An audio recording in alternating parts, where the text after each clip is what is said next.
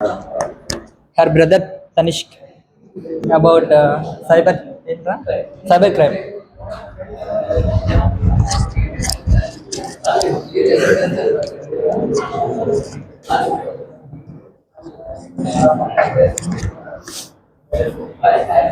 Good morning, everyone. My name is Tanish. Today, my topic is about cyber crime. Cyber crime అంటే criminal activities జరుగుతూ ఉంటాయి cyber క్రైమ్లో. ఇప్పుడు example చెప్పుకోవాలంటే online scams జరుగుతున్నాయి ఇప్పుడు ఈ టైంలో.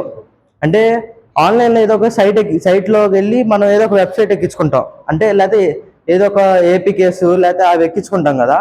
దానిలో మనం మనీ ఇన్వెస్ట్ చేసి మనం ప్రాఫిట్ కోసం చూస్తాం.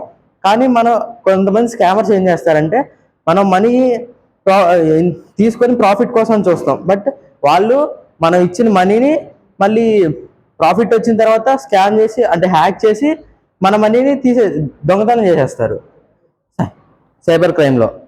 దీనిలో టైప్స్ ఉన్నాయి. అంటే ఇప్పుడు డిజిటల్ డివైజెస్ని వాడతారు సైబర్ క్రైమ్లో. కంప్యూటర్స్ మెయిన్గా వాడతారు, ప్రైమరీ టూల్ కంప్యూటర్స్. ఎందుకంటే కంప్యూటర్స్లో లార్జ్ స్టోరేజ్ ఉంటుంది, ఎక్కువ స్పీడ్ కెపాసిటీ ఉంటుంది. సో అందుకని కంప్యూటర్స్ని వాడతారు ఎక్కువ. ఇంకా వేరే డివైజెస్ని కూడా వాడచ్చు, లైక్ ట్యాబ్స్ వాడచ్చు, ఫోన్స్ వాడచ్చు, లేకపోతే ల్యాప్టాప్స్ వాడచ్చు.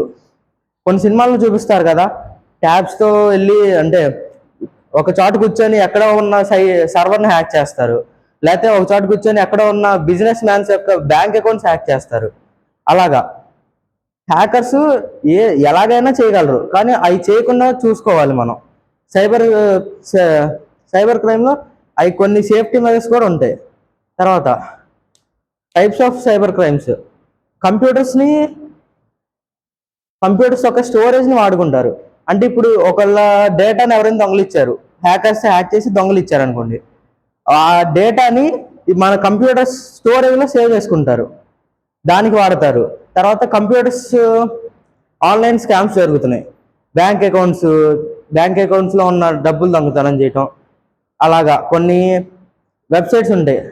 అది మనకు తెలియకుండానే మనం వైరస్లు డైరెక్ట్ డౌన్లోడ్ చేసేసుకుంటాం. ఏదో ఒక వెబ్సైట్లోకి వెళ్తాం, మనం మనం మనం ఏదో ఒకటి అనుకుందాం, డౌన్లోడ్ చేసాం, అది ఇన్స్టాల్ చేసుకునేటప్పుడు ఆ వైరస్ ఆటోమేటిక్గా డౌన్లోడ్ అయిపోద్ది. ఆ వైరస్ వల్ల హ్యాకర్స్ అనేవాళ్ళు మన బ్యాంక్ అకౌంట్స్ కానీ, మన పర్సనల్ డీటెయిల్స్ కానీ, లేకపోతే మనకు సంబంధించిన ఏవైనా పిన్స్ లేదా బ్యాంక్ అకౌంట్ డీటెయిల్స్ అన్నీ వాళ్ళు తీసేసుకోగలరు సైబర్ క్రైమ్లో. సైబర్ క్రైమ్ మన డైలీ లైఫ్, ఫర్ ఎగ్జాంపుల్ మన ఈమెయిల్స్ ఉన్నాయి, మన ఈమెయిల్ని హ్యాక్ చేశారు ఎవరో ఒకళ్ళు.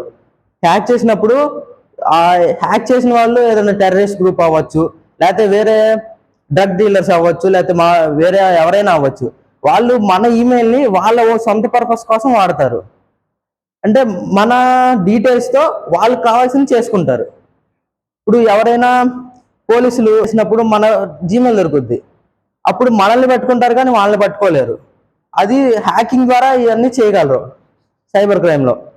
దీనిలో హ్యాకర్స్ కూడా ఇన్వాల్వ్ అవుతారు. మళ్ళీ హ్యాకర్స్లో టైప్స్ ఉంటాయి. మళ్ళీ grey hat hacker, black hat hacker, white hat hacker. White hat hacker అంటే ఎథికల్ హ్యాకర్ టైప్, అంటే మన కోసం చేస్తారు. బ్లాక్ హాట్ హ్యాకర్ ఏమో black hat hacker unauthorised access, వేరే వాళ్ళ కోసం చేసి మన దగ్గర దొంగతనం చేసి వాళ్ళకి ఇస్తారు. తర్వాత దీనిలో కొన్ని సర్వేస్ కూడా జరిగినాయి సైబర్ క్రైమ్ గురించి.